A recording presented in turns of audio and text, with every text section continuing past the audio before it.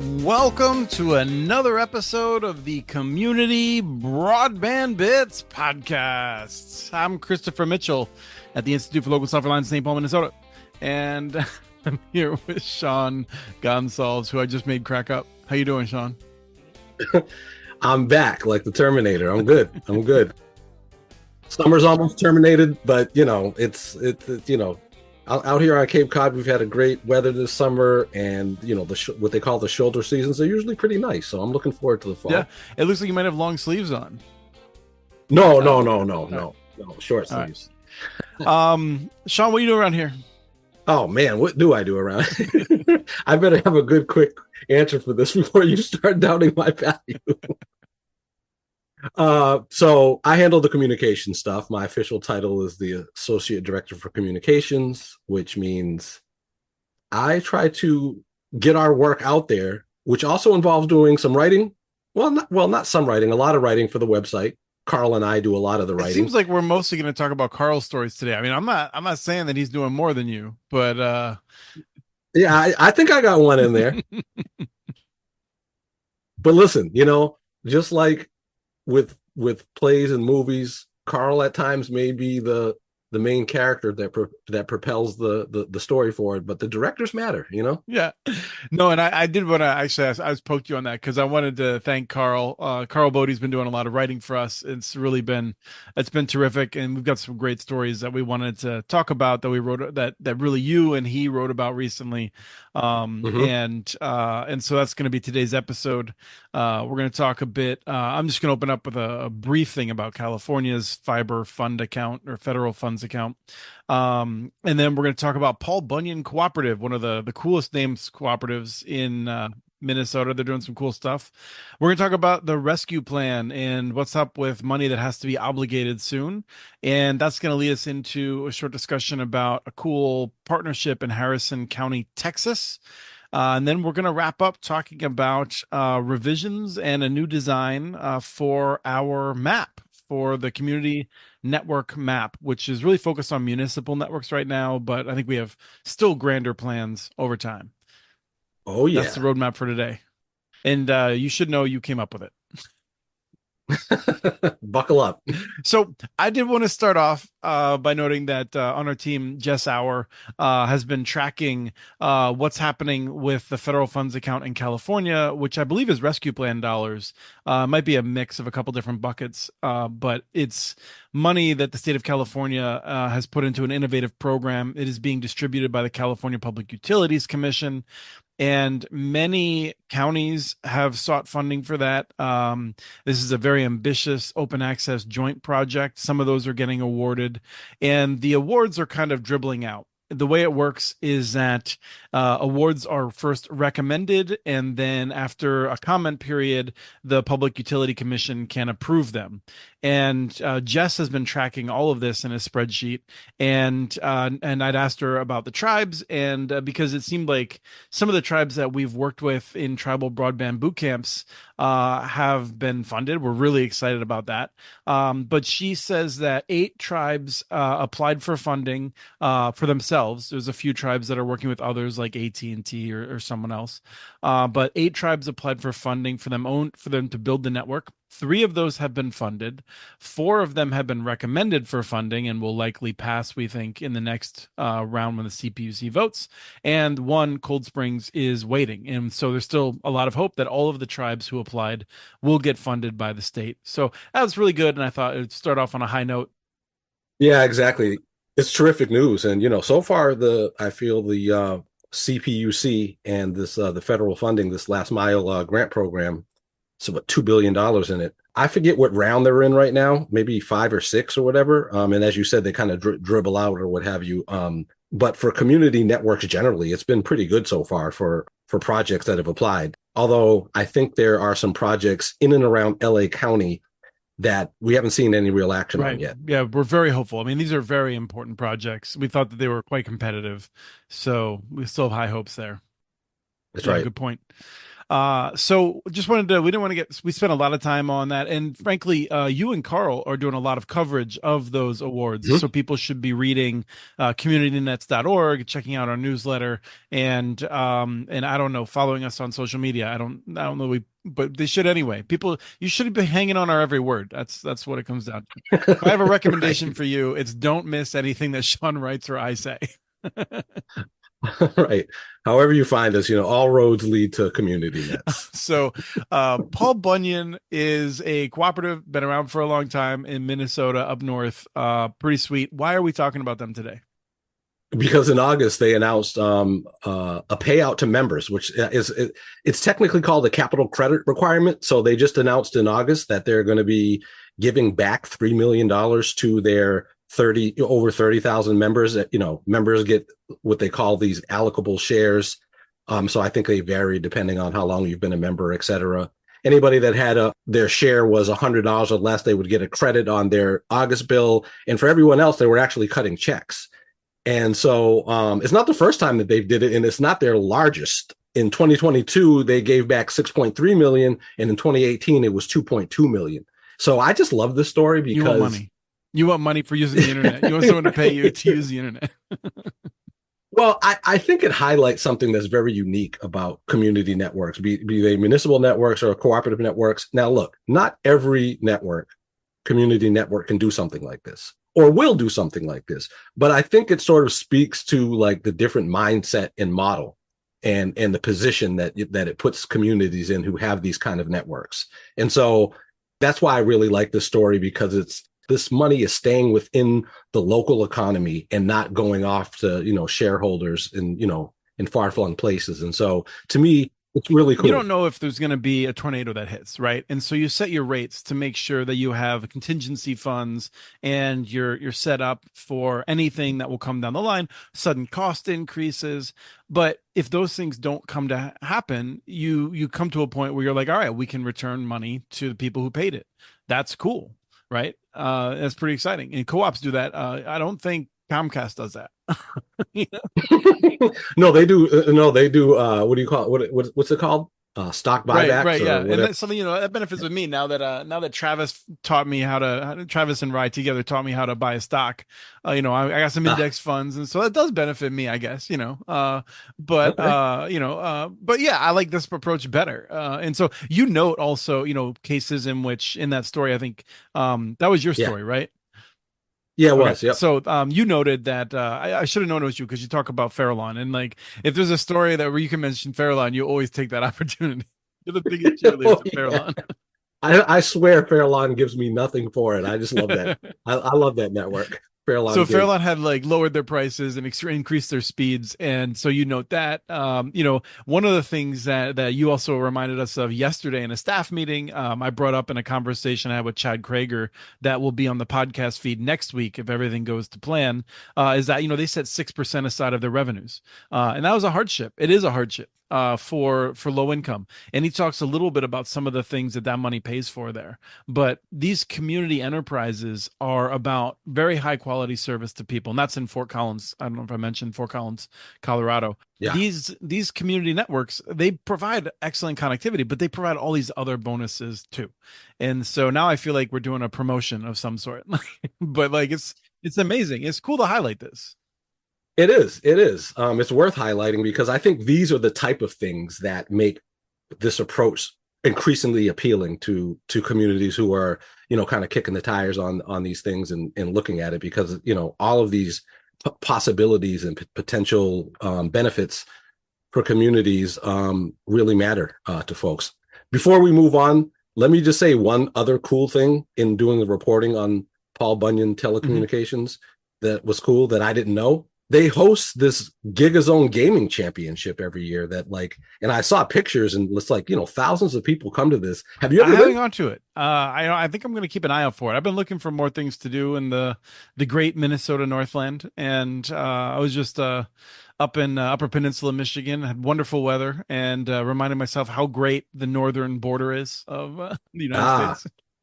So, yeah. I mean, it seems like a cool venue, and they started doing it in 2016. I think probably I'm pretty sure they took a bit of a break around the lockdown Mhm. times and and all that. But I know in April of this past year they just did it I again. have to So check just look. what games they're playing because I got my Pokemon Go. I got some Dynamax happening right now. So All this right. maybe I'll go and lose. That would be fun up there. I did want to note also, like, I just love this. They've been doing this for 70 years, running this telecom network. The Gigazone is more recent, obviously, with the gigabit Hmm. fiber optic service. But it's just like Dave Schultz, the chief financial officer, had a press statement and notes that joining Paul Bunyan is free. Like to be a member of the co-op, you just take service, you just pay a That's it. bill, and you pay a lower bill than you probably would otherwise, and then you get money back occasionally. $80 a month for a gig connection. I mean, that's pretty good. That's better than people pay in many urban areas. There's a Yep. number of co-ops that have figured out how to get that cost lower. But the last thing I did want to say is that different co-ops have different approaches in terms of if they're building out to an area. In some cases, new people that get service aren't members of the co-op. But more co-ops, I feel like, are making sure that as they expand, the new people are members, and I think that's important over time. We don't want to have like two class systems. There might be a delay because like if it costs $10,000 to connect a home, maybe you don't get that next profit sharing. Maybe it takes a few years before you Hmm. get that Hmm. capital credit amount. So, but anyway, we need to move on. Paul Bunyan is huge, but uh, In many ways. so I want to talk about this next. I want to talk about your editing of Carl's story about the rescue plan because you wrote ARPA, and it's a little bugaboo of mine. ARPA is an Advanced Research Projects Agency, and I'm annoyed that if you Google ARPA, it no longer the rescue plan has taken it over because they reused that acronym. So Yeah. so we're gonna talk about the rescue plan, and I'm gonna call it the rescue plan. If you say ARPA, I'm Yeah. gonna Let's find a call it the buzzer. rescue I'm gonna put plan. a buzzer sound. Listen, I'm with you. I'm not a fan of acronyms myself. And so, anyhow, let's just call it the rescue All right. plan. All All right. right. So what's happening with the rescue plan Carl wrote the story, and it actually, when I looked at the numbers, this is actually our most read story of the month. of So, August? kudos. Yeah, we're in September. So, yeah, in August. And this is just about how it's reminding people. Now, look, most of the people that we work with are well aware of these things, but it's still a good reminder, I think, to look at a few things. So there's the deadline, or as I say in the headline, the shot clock's winding down on spending this. And the reason why this is important to me is because the rescue plan dollars is where community networks have made the most hay. The rules around spending these dollars are much more flexible. And for me, the big takeaway really is that when this program goes away, I think we're going to see, sort of this blistering breakneck speed that we've been seeing with community networks kind of abate a bit, because most of the funding that's really fueling a lot of these projects are coming from these funds. I don't want pessimistic Sean on this show. Well, I don't think it's pessimistic. I think of it as realistic, but we'll see. But it's something to track. But the point of the story is just to look at the fact that these funds have to be obligated by the end of the year, and the key word is obligate. They have to be spent. The funds have to be spent by the end of December 2026. Yeah, pick up that Oxford English dictionary for what obligated means. Well, or you can actually look at how they define it in the law itself, which Carl did. And so I'm looking at the story here. Obligation of ARPA funds is not the same thing as budgeting those funds. So in the exact wording of the law, obligation means an order placed for property and services and entering into contracts, subawards, and similar transactions that require payment. Now, one of the reasons why we were kind of spurred, well, at least I was spurred for us to do the story, is I came across a story in the New Hampshire Business Review out of, because they were kind of looking at what was going on in New Hampshire. Yeah, that's one of your favorite magazines, I know. Yeah, right. Oh, man, thank God for Google Alerts. You weren't just reading it on a casual Sunday in the park, Yeah, playing some chess, reading the paper. Yeah, the New Hampshire Business Review. But they had an example in there about how a town deciding to spend $100,000 on a fire truck, budgeting those funds, but that under the ARPA rules, those funds wouldn't be considered obligated by the federal government until an actual contract existed to purchase the truck for that amount with the company selling it. And so to me, it raises this question, and worth kind of keeping our eye on to a degree, is for communities that are using rescue plan dollars for broadband projects, are the fund have the funds been actually obligated, and what does obligated Hmm. mean? Want to have contracts, not a plan, but actual contracts with people to have with a timeline and things like that. And we should note that Carl spoke to Doug Dawson, who's a good friend of our of the program, a regular on Connect This. And Doug Dawson, of course, works with a lot of communities all over the country on improving local broadband infrastructure. And he said that everyone that he works with is well aware, but he did say that he wasn't sure if, as it relates to this obligation thing, if how did he put it? He said they're all working right now to define who will win those grants.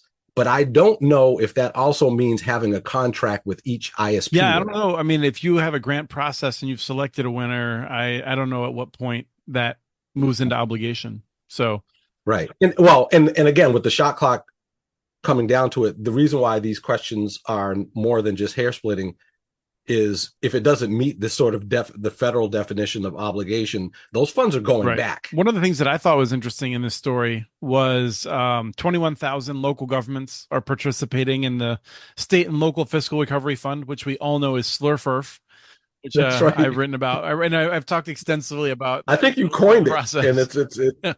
it's a great way to get around the that weird acronym. And so those 21,000 local governments reported nearly $320 billion in loss from the pandemic, and they've offset 131 billion of that with the SLRFR funding. So it's made a difference. I love that we've had this experiment of having loose restrictions, giving the money out and allowing localities to prioritize it. Treasury has a dashboard that Carl waded into. They're apparently the recipients have budgeted more than $8.2 billion for more than 1,400 broadband deployment projects nationwide. So 1,400 projects, which is more than I thought, coming in at about $8.2 billion so far is what was spent. Now, $350 billion. I mean, I'll say that I think it's a disappointment. I feel that many local governments have missed opportunities they should have taken. Our next story, we'll talk about one that did not. But I just feel like it's worth noting. Like, I mean, I think that's good, but there's a lot of places who are going to be sitting there being like, oh man, like, why don't we have better broadband? If only someone had given us a big check to do something and we had taken advantage of that. Absolutely. It's one of the things near dear to my heart because I've been trying to in talking to various communities remind them that the rescue plan dollars. I hope you don't let this opportunity get by you on the broadband front because you may be in for a rude awakening as it relates to BEAD and all it'll take to get access to those grants or even anyhow.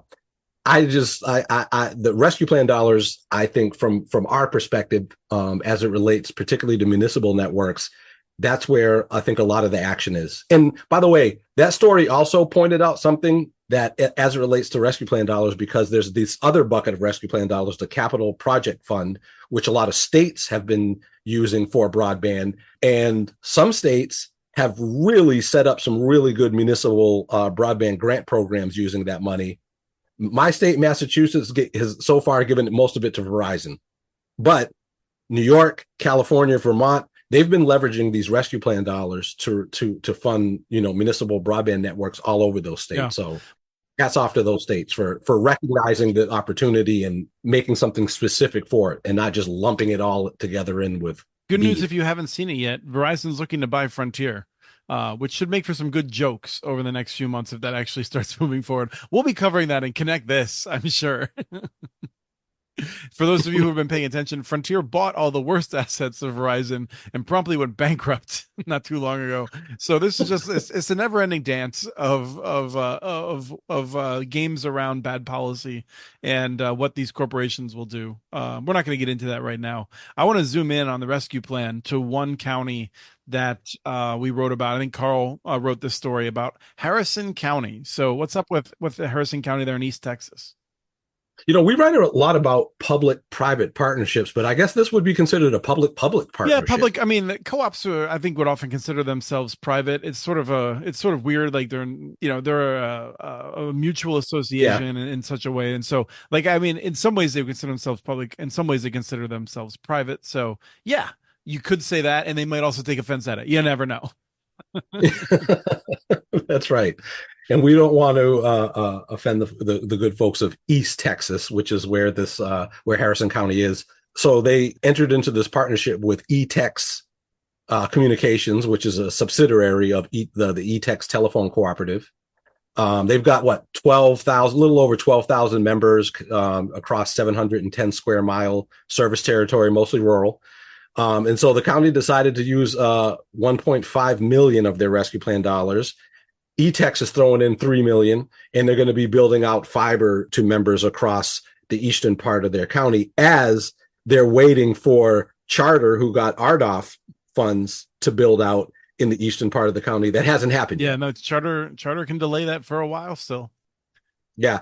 The thing about this story that stood out to me is something that Harrison County Judge Chad Sims, and I don't know how local government offices work in the counties out Yeah, the there, judge is but like the administrator of the county, I believe.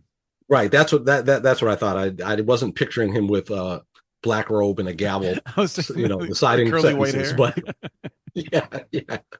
But he said something interesting, which is that they spoke to a number of ISPs and they spoke at length to the broadband office, and that the broadband office said, give that money, don't give that money to private broadband or an internet private broadband provider. Give it to the co-ops. That is what Sims said. That's Yeah, what Sims right. said. No, and I'll Right. just say that like I feel like the Texas Broadband Office, I think, is committed to everyone having an opportunity at funds. I suspect that they were like, hey, if you've got a great deal with a co-op, you want to take that, you know.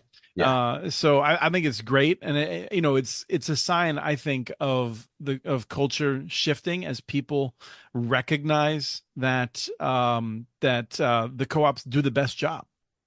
Especially in rural areas. Yeah. I mean, if they're there, they're already sort of in a prime position to carry it out. I mean, they've already brought wires to homes all over, whether it's electricity or telephone Yeah. wires. So, but It's it's not a great to leap. hear that. Like you always worry, and there's a part of me that always worries a little bit about publicizing that sort of, because you just don't like the broadband office, I'm sure, is not picking winners and losers, right? Like Right. they're giving candid advice about how to trade off different decisions about this. So Hmm. but it is I think more and more people recognize just that if you can cut a deal with someone that has a good track record and is local, that's going to be your best bet.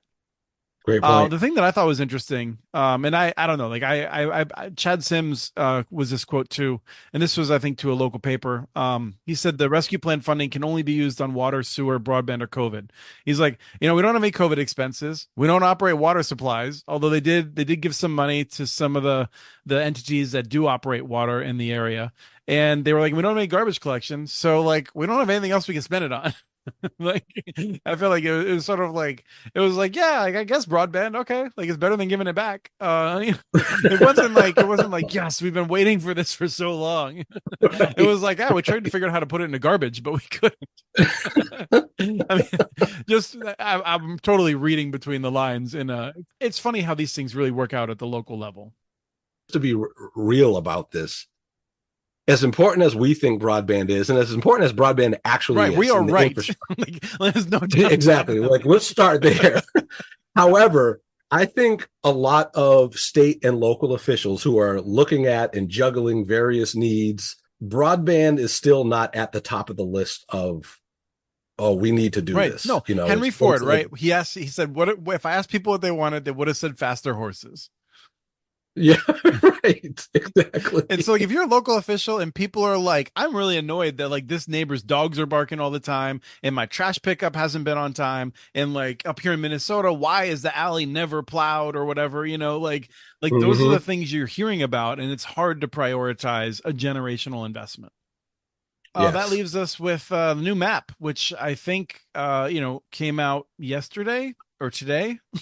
If people are listening to the podcast immediately, I don't know. I don't know. I've been on vacation. So what's happening, Sean? If all goes according to plan, it will be released on September 10th, All right, and Tuesday. Jordan will have pushed the show up on Tuesday. So then we've hit it on the head. So what did we do today, Sean? Oh my goodness, my powers of future telling are incredible.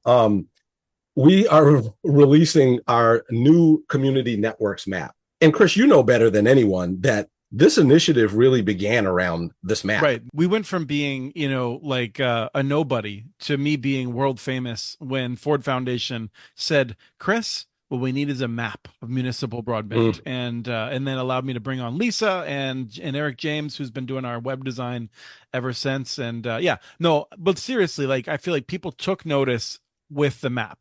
The map has been the most popular thing that we have yes, done month after month since we did it. that's right. I mean, even to this day, I look at the numbers of, what people are looking at on the website. And even, if we don't mention the map, which we don't do a lot, Mm-mm. frankly, it's still one of the most popular things that people look at. But this map pinpoints where municipal networks are located across the country. But it's an interactive map. And so it tells a story, and there's a lot of data embedded in the map where you can hover over the dots, locations where these networks are.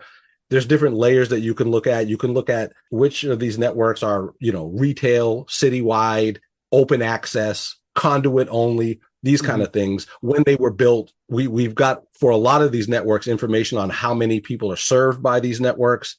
Mhm. And so the new map, I think, shout out to Rye No, and I was just Christine. gonna say that I alone built this. It's been me. I haven't been sleeping. I've just been working on it. I did the coding for the design of how it looks. Unless it doesn't work. In that case, I subbed it you out. pick you pick the colors. No, yeah. You So have such a great let's eye. You have such a great let's palette. run. So Rye has led a massive effort behind the scenes to organize data Yes. that we had in multiple locations to be able to present more Yes. information. And then Christine is certainly put in a lot of effort. Eric has done the technical work to make it us able to click around in it. And that sort of a thing. The whole team is involved with improving these things, and so, but at the same time, like I feel like Rise had the most headaches he's had to deal with around it. For sure. For sure. When this podcast airs, he'll be coming off of a well-deserved If he comes respite. back, I mean, if I was him, I wouldn't be here. Right. He may just say, you know what? The new map is going to be my legacy. And, Yeah, I mean, ILSR policy is if you have to work with me, you get extra vacation days because it's so miserable. And so I wasn't sure if he's going to take those or not. but this map, I think I'm excited about it because not only does it look really good, it's just really interesting to me that I think the first thing that you see when you look at it is you say, man, look at how many municipal networks there are across the Right. country.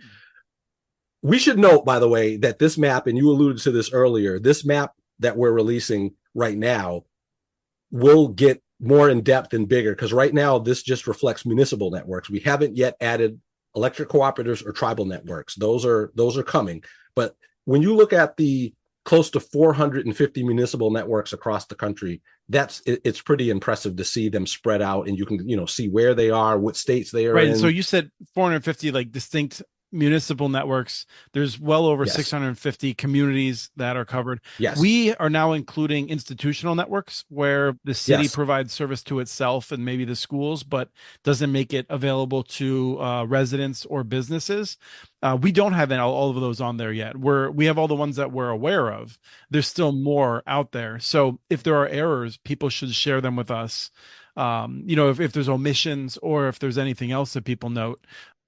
right. We have an informal community nets challenge process, but I think we're a lot more open than the FCC in terms of updating the map and making it as accurate as possible. But You it's have to do a speed test under the blue moon. um yeah, and then like you said, we really want to get the co-ops. This is, I mean, my dream has long been, because co-ops are so large and cover so much area, I would like it to be like shaded rather than with the municipalities we do pinpoints because it's often a Yep. community and often the entire community or a significant part of it within the political boundaries of that town or city. But when it comes to the co-ops, their boundaries are so weird. I don't think pins would really cover it as well. We had done pins for electric co-ops in the past for some number. We haven't been updating it. Every time I looked at it, I felt bad because I knew that the information wasn't accurate anymore. It was outdated. And so I'm just so excited that the team pulled this map together. We have a new map that we can be proud of. We can build to put new things on it. And so would love if people want to send comments to us about it, like please do. Before we wrap up, I do want to highlight a couple of things that this map now, makes possible. Like when you dig into it, you can extract and notice different trends that we're seeing. And so for reporters or researchers, this might be sort of an extra bonus. Like for example, between 2001 and 2008, there were an average of 6 municipal networks that came online per year. Contrast that with the last 10 years where there was an average of 15 new networks per year. So that I think is interesting. What I'd like to see is a histogram. I mean, I'm a histogram guy, so like a bar chart with the number of new networks each year. That's an interesting way to look at it. But I did want to say that the interview next week with Chad Krager from Fort Collins, we also talk about how as we've sped up, as we've added more municipal networks, they've often faced more competition, and we thought that might result in lower take rates and more challenges, and it hasn't. They've actually even done better, it feels like, despite the fact that people have more options than ever. Community networks seem to be doing better than ever. That's right. One of the other there's a few other trends that we should highlight that we're seeing when you dig into the map, which is that it's not all about size. Iowa, Massachusetts, and Tennessee are 3 states that have the highest number of municipal networks in the nation. Although in Iowa and Massachusetts, they're mostly smaller networks. Tennessee has actually the 2 biggest municipal networks, with the exception of Utopia. But Tennessee's got obviously EPB in Chattanooga, and then the massive one that KUB is building in Knoxville, which they've just sort of started. It'll be, I think, not done for almost another 8 years or so. But the other thing we're seeing is open access networks are on the rise. Today, almost 200 communities are served by an open access network. There's just that type of stuff. It's not just a map. It's not just the dots that you see and go, oh my God, look how many there are. You can do some exploration of the layers of data that are in it and really find some interesting things, particularly if you want to kind of get a more in-depth sense of what the landscape looks like for a community network or municipal networks. I should say. It's exciting, and maybe we can figure out how to make it into a video game and get it entered into the Paul Bunyan Gigazone Gaming Challenge. That's right. That's right. Uri and Christine can go at it. I'm not even sure what kind of game it would be, but there's got to be some opportunity there. There's a lot of stuff happening. It's exciting. I feel like we made it through the summer. I hope we recharge some batteries. We're going to come charging out here. We've got some cool projects we've been working on that we're excited to share and to do some really cool work. Yeah, I'm still pumped. Even though the summer is winding down, I'm still excited. I love the fall, though. It's good. All right. Thank you, Sean. Always a pleasure catching up. Thank you. We have transcripts for this and other podcasts available at communitynets.org/broadbandbits. Email us at podcast@muninetworks.org with your ideas for the show. Follow Chris on Twitter. His handle is @communitynets. Follow communitynets.org stories on Twitter. The handle's @muninetworks. Subscribe to this and other podcasts from ILSR, including Building Local Power, Local Energy Rules, and the Composting for Community podcast. You can access them anywhere you get your podcasts. You can catch the latest important research from all of our initiatives if you subscribe to our monthly newsletter at ilsr.org.